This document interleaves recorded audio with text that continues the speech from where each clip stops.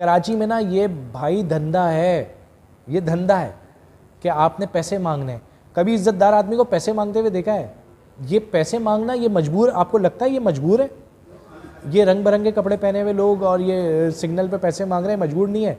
इसमें हमारी कम्युनिटी को बदनाम किया जा रहा है। अफराद बा माजूरीन कभी किसी से पैसे नहीं मांगते।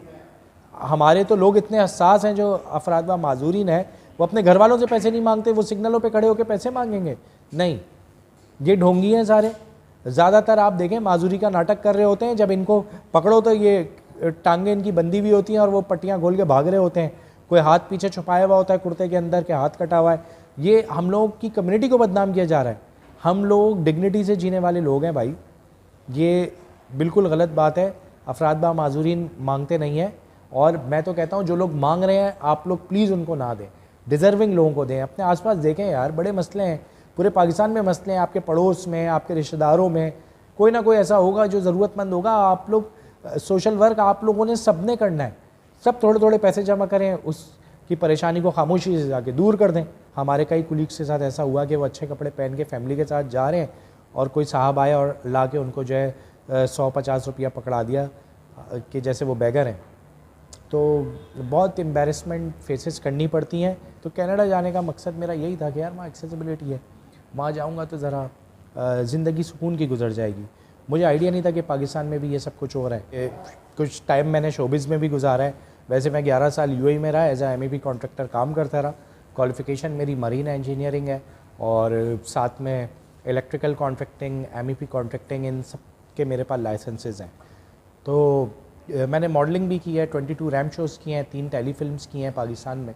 कि ज़ेबा आपा ने मुझे कहा कि अच्छा चलो तुम डॉक्यूमेंट लेने के ही बहाने चले जाओ, सही है तुम, लेकिन उधर चले जाओ।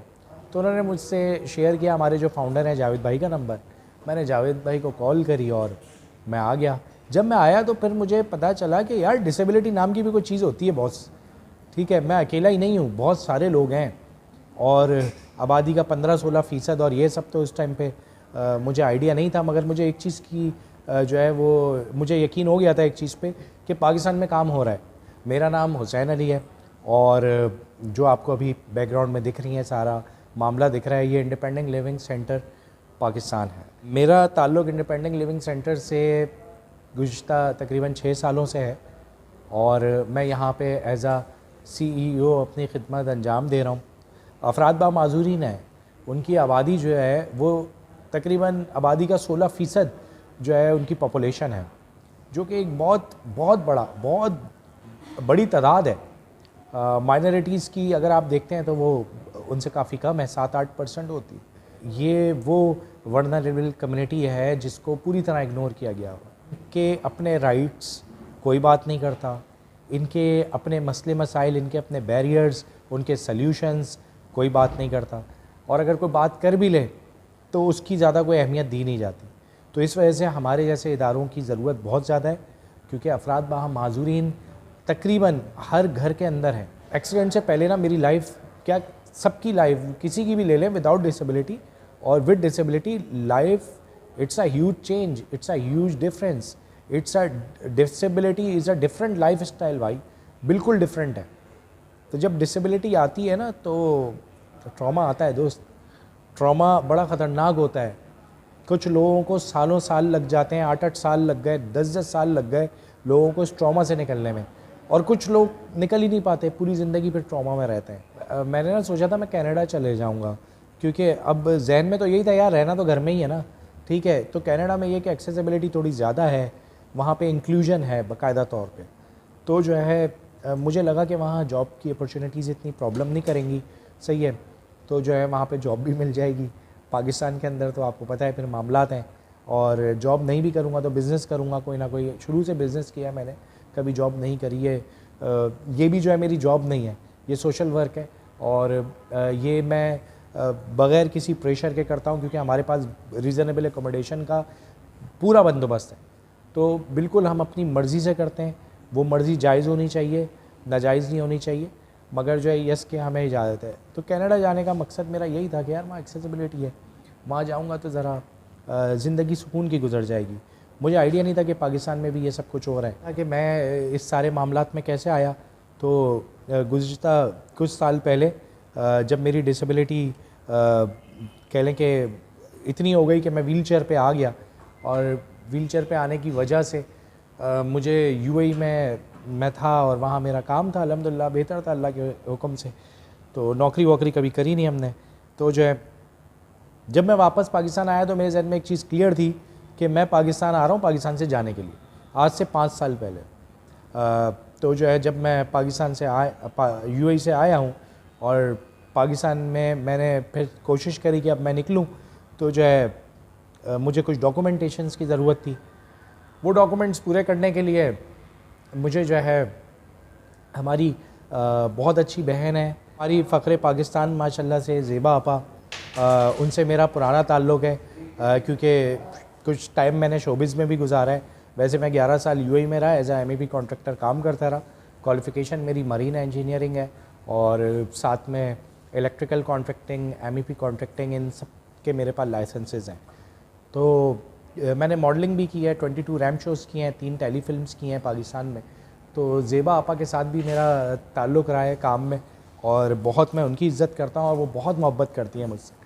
तो जब उन्होंने मुझे देखा कि मैं व्हील चेयर पर आ गया हूँ, तो वैसे नॉर्मली लोगों के पास टाइम नहीं होता, लेकिन वो इतनी मसरूफ़ हैं उसके बावजूद भी वो मेरे घर आई और उन्होंने आके मुझे कहा कि तुम पाकिस्तान से जाने की कोशिश भी छोड़ दोगे, मैं तुम्हें एक ऐसी जगह लेके जा रही हूँ, तुम मेरे साथ चलो। मैंने कहा यार आपा, मुझे जो है ना अभी पाकिस्तान से ही जाना है, मेरा सिर्फ ये डॉक्यूमेंट का मसला है, कोई एनजीओ हल करा सकती है, ये वाला डॉक्यूमेंट है मुझे चाहिए, ये आप दे दें। ये इनसे बोलें कि दिलवा दें। इन शॉर्ट ये है कि ज़ेबा आपा ने मुझे कहा कि अच्छा चलो तुम डॉक्यूमेंट लेने के ही बहाने चले जाओ, सही है, तुम लेकिन उधर चले जाओ।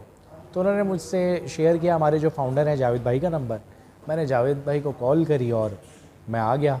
जब मैं आया तो फिर मुझे पता चला कि यार डिसेबिलिटी नाम की भी कोई चीज़ होती है बॉस, ठीक है, मैं अकेला ही नहीं हूँ, बहुत सारे लोग हैं और आबादी का 15-16% और ये सब। तो उस टाइम पे मुझे आइडिया नहीं था, मगर मुझे एक चीज़ की जो है वो मुझे यकीन हो गया था एक चीज़ पे कि पाकिस्तान में काम हो रहा है, क्योंकि मैं जब यूएई से आया एक्सेसिबिलिटी थी और मेरी डिसेबिलिटी भी एक्सीडेंटल डिसेबिलिटी है, मैं बाय बर्थ नहीं हूँ। बाद में कुछ एक्सीडेंट वगैरह के बाद फिर एक ट्रिगर हो गया, वो एक लंबी कहानी है, और फिर उसके बाद मैं व्हीलचेयर बॉन्ड हो गया। मगर जो है क्योंकि मैं यूएई में था, जब मैं व्हीलचेयर पे आया तो वहाँ रैम्स हैं, वहाँ एक्सेसिबिलिटी है, वहाँ मुझे इतना मसला नहीं हुआ। जब मैं पाकिस्तान आया तो अपना ही घर जहाँ पे मेरी तकरीबन ज़िंदगी गुजरी है, वहीं पे आने के लिए मुझे मसले मसाइल शुरू हो गए, क्योंकि रैम्स नहीं है ना हमारे पास, तो वो मामलात थे। तो मैं ये चीज़ पे क्लियर था, मैं पाकिस्तान में रह नहीं सकता। अब मैं पाकिस्तान का इंफ्रास्ट्रक्चर थोड़ी चेंज कर दूँगा, कितना कोई कर सकता है। तो जहन उसी तरह से था। जब मैं जावेद भाई से मिला तो मुझे अंदाज़ा हुआ कि यार पाकिस्तान में काम हो रहा है।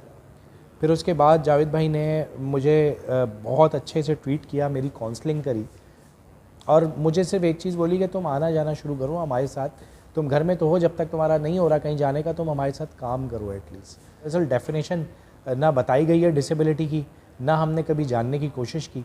जब हम इन चीज़ों को पढ़ेंगे जानेंगे तो शायद हमें इन चीज़ों में थोड़ा सा काम करेंगे तो हमें अंदाज़ा होगा कि डिसेबिलिटीज़ होती क्या हैं।